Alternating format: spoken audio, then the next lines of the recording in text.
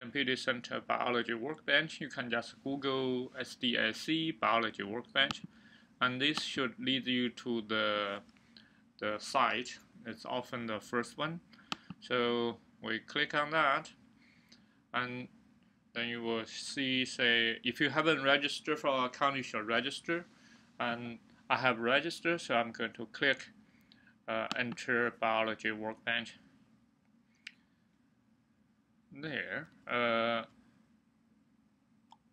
have logged in here, but if you have not logged in, usually this is the part where you will ask to prompt your user.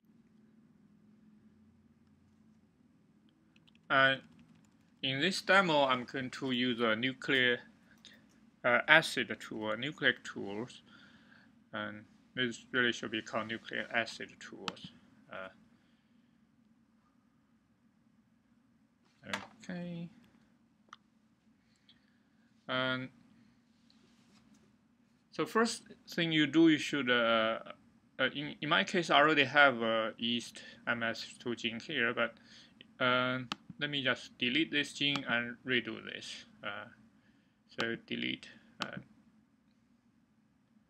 So then we are going to say add nucleic acid sequences, and run, and choose file. I'm going to choose the yeast MSH2 gene, which is complete coding sequences. You have to know where you can find the file. In my case, I download my sequence in downloads, and then click open, upload. So where did I find this sequence? There, I'm going to use different video to show how to find a sequence you want found. But the yeast MSH2 CDS sequence in FASTA format is provided to you on Moodle. So the format is actually automatically recognized as FASTA format. In fact, our FASTA format is exactly showing here. So it always start with a grid line sign, and then everything follow this line is the header information. And this one tells you this is the Saccharomyces cerevisiae. That's from the yeast MSH2 locus on chromosome 15, and started with ATG, ended with a stop codon TTG. So in this case, I'm going to give a label. I'm going to say this is the yeast MSH2 coding sequences, CDS. That's what often show. And then I'm going to say save. Okay, so now I have the yeast MSH2 CDS showing here, and it's available to use. So I click this. That will select the yeast MSH2 coding gene. And then I'm going to translate this into a protein sequences using the 6' translation on a NS nucleotide sequences. Run. Now, translational table, I will use a standard genetic translational genetic table. Oops. How do I need to get out of that. Sequence 1, I have just one sequence. Start from 1 and all the way to the last one. Instead of doing all 6 frames, why there are 6 frames? There are 3 forward frames, because you can start. There are 3 codons, so you can start translation in 3 different positions, leads to 3 different peptide sequences. And then on the reverse strand, we have another 3 options. So in theory, every protein, every gene can be translated in 6 different ways. But here I already know it's a coding sequences and it's in the sense direction. So I'm going to just choose the first frame 1. And then I show the longest operating frame, show alignment between. Well, let's do that. Submit. Okay, so then let's scroll down. We have the frame 1, one stop codon until it reaches the last one. all the way to the end. That's stop codon. Very good. The last one is stop codon TAA. And this frame is also the longest one. It's also the longest one. So now, how do I save this one? It's actually called import sequences.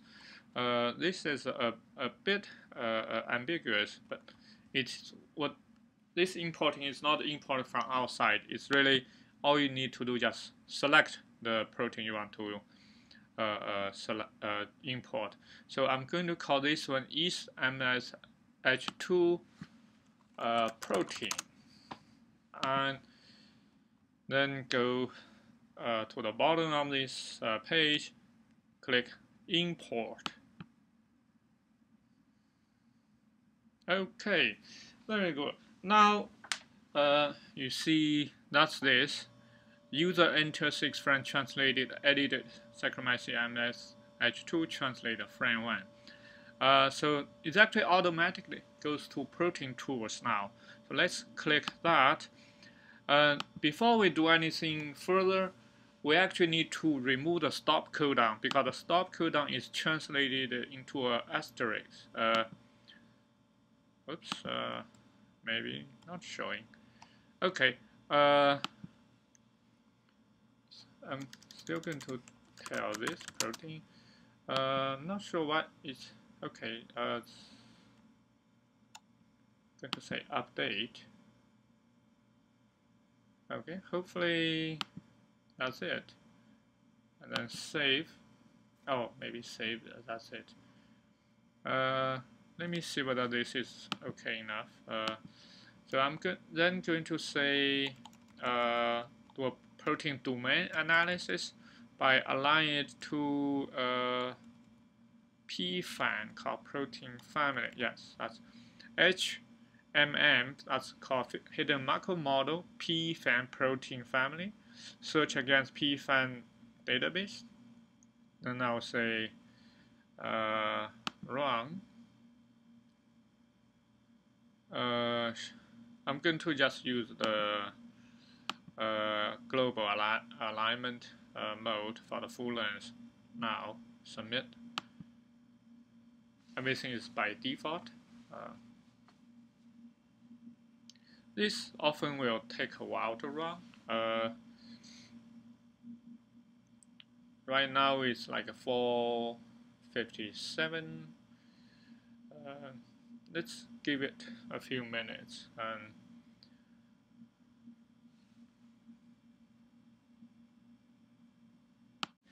And we can see there's oh, let me see. If we scroll down, we'll see the alignment from the start to the end, and it seems to be have a few regions you can actually see from the initial region to the middle. There's some alignment hit to the mute-S domain, and then there is some other domain. The last one aligned to spore for A. That's an interesting one. That's the mute-S is basically the mismatch repair gene in the E. coli. Let's look at the inhibitor one. And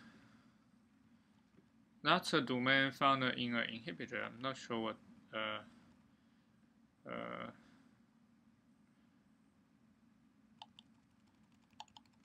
I need to read more to find what this really means, but it's in the middle of it. Maybe related to the ATPase, but I'm not sure offhand right now. Let's look at the spore protein. Spore domain, that's somehow related to a sporulation protein, actually. I'm not sure why this. So that's interesting.